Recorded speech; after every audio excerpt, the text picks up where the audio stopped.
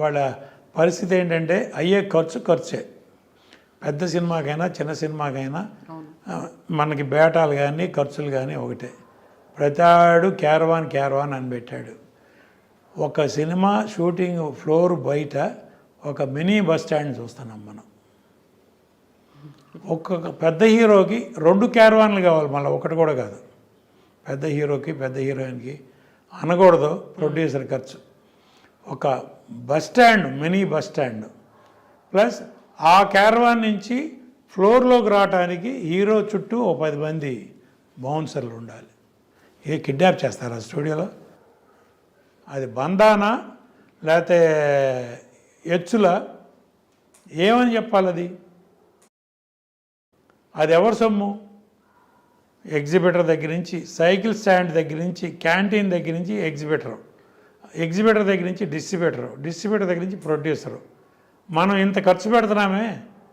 నేను సినిమా తీసే రోజుల్లో విజయబాబు రెడ్డి గారు ప్రొడ్యూసర్ కౌన్సిల్లో మాతో అందరం కలిసి మెంబర్లు అమ్మ, ఆఫీస్ బేరర్ ఆయన విజయబాబు రెడ్డి గారు అనేవారు, మనం వాళ్ళ సెట్లో ఒక కాఫీ ఎవరికన్నా ఇచ్చామంటే రేపు థియేటర్లో 4 టికెట్లు అమ్మాలి. అన్నీ పోయి ఆఖరికి ప్రొడ్యూసర్కి ఆ కాఫీ డబ్బు రావడానికి థియేటర్లో 4 టికెట్లు అమ్మితే కానీ మనకి కాఫీ డబ్బు రికవర్ అవ్వదు అనేవాడు. అట్లా క్యాలిక్యులేషన్ ఎవరికైనా ఉందా? వాళ్ళ క్యాలిక్యులేషన్ కాదు. అట్లీస్ట్ మనం ఎంతలో సినిమా తీస్తున్నాం, ఎంతకు అమ్ముతున్నాం, అమ్మలేదు కొనేవాళ్ళు లేడు, మనం రిలీజ్ చేస్తే సేఫ్గా ఉంటామా? అయితే ఈ అమ్మడానికి కూడా ఈ మధ్య కాలంలో వస్తున్నటువంటి విపరీతమైనటువంటి పబ్లిసిటీలు అనేవి చూస్తున్నారు, లేకుంటే దానికి సంబంధించి ప్రీ రిలీజ్ ఫంక్షన్లు అనేవి జరుగుతున్నాయి. ట్రైలర్లు కావచ్చు, టీజర్ల రూపంలో అవుతున్నాయి కావచ్చు. వాటిలో ఉన్నాయే సినిమాలో ఉన్నాయి, అంతకుమించి సినిమా ఏమి ఉంటలా. టీజర్లో మీరు ఏం చూపిస్తున్నారో, ట్రైలర్లో ఏం చూపిస్తున్నారో అయ్యే మెయిన్ షాట్లు. సినిమా ఏం లేదు, అంత సీన్ లేదు. లేకపోతే ఇంత అడావుడు ఎందుకు? అంతకుముందు మనం 50 days function, 100 days function, silver Jubilee function చేసాం. ఇప్పుడు audio function, teaser function, trailer function అంతే. సినిమా రిలీజ్ అయినాక 2వ వారం ఫంక్షన్ చేయాలి. లక్కీగా మన సినిమా 2వ వారం పోస్టర్ పెడితే 2వ వారం ఫంక్షన్ చేయాలి, 100 రోజుల ఫంక్షన్ కాదు. అయితే మిగతా ఫిల్మ్ ఇండస్ట్రీ లైక్ బాలీవుడ్ కావచ్చు, కోలీవుడ్, మాలీవుడ్, శాండల్వుడ్ ఇలాంటివన్నిటికంటే కూడా టాలీవుడ్లోనే ఎక్కువ రికార్డ్స్ అనేవి క్రియేట్ అవుతున్నాయి. గతంలో బాలీవుడ్ కంటే కూడా ఇప్పుడు టాలీవుడ్ని చూస్తున్న జనాల సంఖ్య పెరిగింది అనుకున్నప్పుడు, ఒక పక్కన బాహుబలి 2 రికార్డ్స్ క్రియేట్ చేసింది, RRR ఏమో ఆస్కార్ దాకా వెళ్ళింది, పుష్పలో యాక్ట్ చేసినటువంటి అల్లు అర్జున్కి జాతీయ ఉత్తమ నటుడు. మిగతా వాటిలో కనిపించిందంతా మన దగ్గర కనిపిస్తుంది, రికార్డులు కనిపిస్తున్నాయి, అన్నీ కనిపిస్తున్నాయి. మన దగ్గర క్రియేటర్స్ ఉన్నారమ్మా.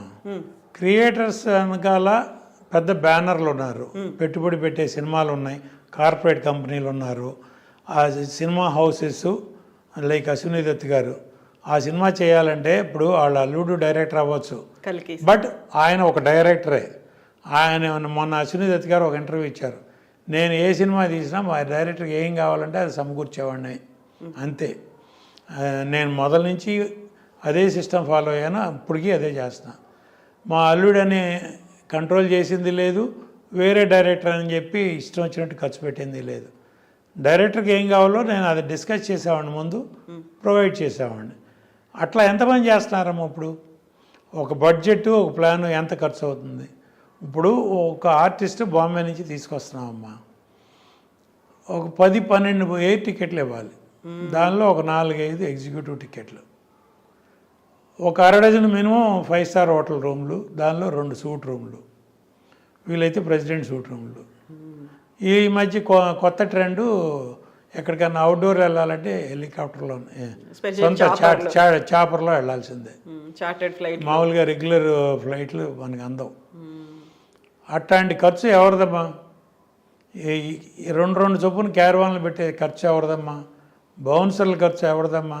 బౌన్సర్ ఒక్కోడు రోజుకు 1000-1500, ఆ సినిమాని బట్టి ఆ హీరోని బట్టి 2000 దాకా వెళ్తూ ఉంది. ఆ 2000 ఇంటూ 10 మంది రోజుకి 20,000. 10 మందా 20 మంది అనేది మినిమం 10 మంది, 20,000 చొప్పున మీరు 100 రోజులు సినిమా చేస్తే 2 కోట్లు అక్కడ అయిపోతాను. ఇవన్నీ డిమాండ్ చేస్తుంది. మీరు తెర మీద చూపిన ఖర్చులు ఇవన్నీ నేను చెప్తున్నా.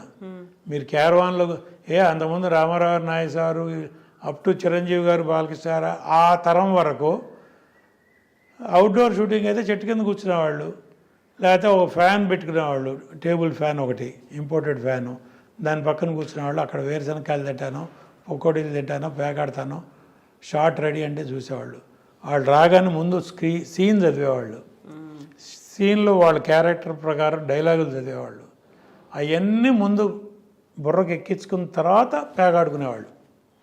ముందే షార్ట్కి గ్యాప్లో వెళ్ళి పేకాడుకుందామని కాదు, ముందు రాగానే వాళ్ళ సీన్ ఏంటి, దీనిలో నా డైలాగులు ఏంటి, ప్రతి డైలాగు బుర్రకు ఎక్కించుకున్న తర్వాత అప్పుడు టైంపాస్ చేసేవాళ్ళు. లేకపోతే టైంపాస్ లేదు.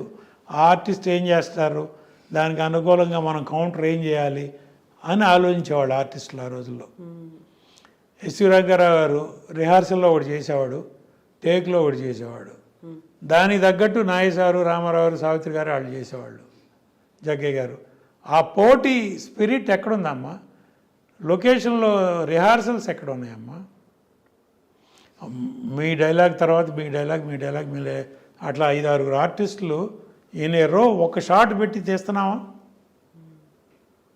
ఒక డైలాగ్ తర్వాత ఒక డైలాగ్ అని చెప్పి ఒక 4-5 ఆర్టిస్టులు చేస్తున్నావా? అన్నీ కట్ షాట్లేగా. ఒక పేజీ డైలాగు గుర్తుపెట్టుకుని చెప్పగలిగే 2-3 హీరోలు ఉన్నారమ్మా. పేర్లు అనవసరం, మనకు అనవసరం.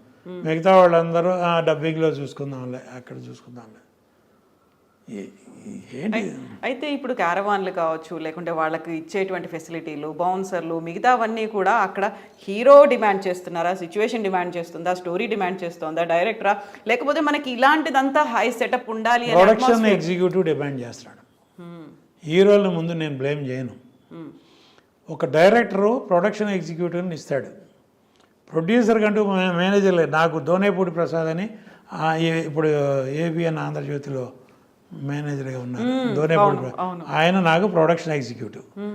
దోనేపూడి ప్రసాద్ గారు నాకు ఉండేవాడు. ఆయన పొద్దున్న 5ంటికి వచ్చి ఆర్టిస్టులందరికీ ప్రోగ్రాం చెప్పేవాడు, వాళ్ళ కార్లు పంపేవాడు, వాళ్ళందరినీ లొకేషన్లో 7 గంటల కాల్ షీట్ అంటే 6:30కి లొకేషన్లో పెట్టేవాడు ఆయన మొత్తం అందరినీ. మోహన్ బాబు గారు రేపు 7ంటికని కాల్ షీటు, మీరు 6:30 కల్లా వస్తే బాగుంటుంది. ప్రసాద్, నేను 6:30 వస్తాను, షాడ్ దిగిపోతే మాత్రం నేను కొడతాను అనేవాడు. అంత చనువు. అట్లా చేసి ఒకళ్ళొకళ్ళు పోటీగా చేసేవాళ్ళం. వాడు అసలు 7 గంటలకు వచ్చేవాళ్ళు ఎవరబ్బా? రోజుకు 2 కాల్ షీట్లు పనిచేస్తున్నారు, 2 కాల్ షీట్లకి 2 పేమెంట్లు.